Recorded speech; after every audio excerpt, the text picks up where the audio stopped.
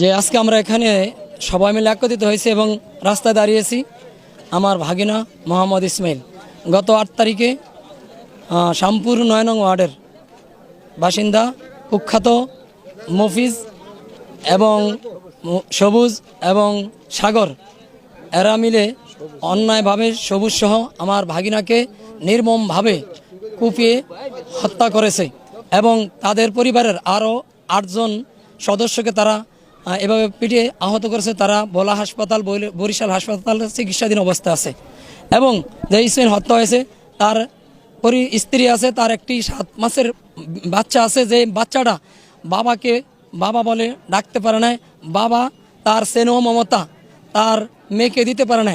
এর আগে সন্ত্রাসীরা তার বাবাকে এইভাবে চিনিয়ে নিয়ে গেছে।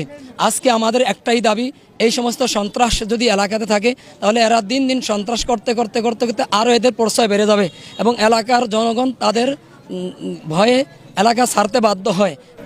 মফিজ সবুজের সাথে এর আগে একটু গন্ডগোল, তারা এলাকার মানুষের একটু সালিশের তারিখ দিছে, তারা সালিশের তারিখ না মানে হের ভাই মফিজ আসিল ঢাকা, মফিজের সবুজে ফোন দিছে যে মফিজ আমার এরা ধরছে, তখন মফিজের ফোন দিছে আর সবুজে দেশে আছে, দেশে আয়া হেরা সালিশ অমান্য করিয়া আমার বাতিজে ইসমাইলের বাইর থেকে বাইরে হয়েছে, বাইরানোর পরে দৌড়ে রাস্তা মিল গেছে আর আমার বাতিজে ইসমাইলের মফিজে মাথা বাসায় কোপ দিয়া হালে তুছে, তারপরে চাইনিজ কুড়াল দিয়া, তারপরে চাইনিজ কুড়াল, তারপরে ভাই ইব্রাহিম।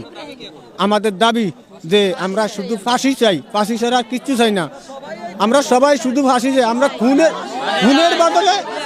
খুনের বদলে কি খুন চাই, আমরা খুনের বদলে শুধু খুন চাই, এছাড়া আমরা কিচ্ছু চাই না, আমরা কিচ্ছু চাই না, খালি শুধু। আমার ছোট ভাই ইসমাইল হাওলাদারকে ওরা বিনা দোষে দিনে দুপুরে 3টা বাজে কুপিয়ে হত্যা করেছে।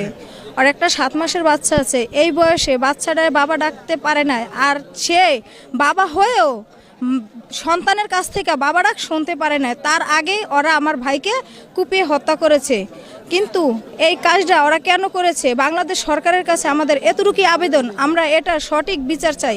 আর যারা এই সাথে জড়িত আছে, মিজান, জাকির, তারপরে ওই যে সবুজ, বজলু, তার বাবা বজলু, তার ছোট ভাই ওই সাগর, কামাল, আমরা এদেরকে আইনের আওতায় এনে সঠিক বিচার সরকারের কাছে আবেদন করলাম।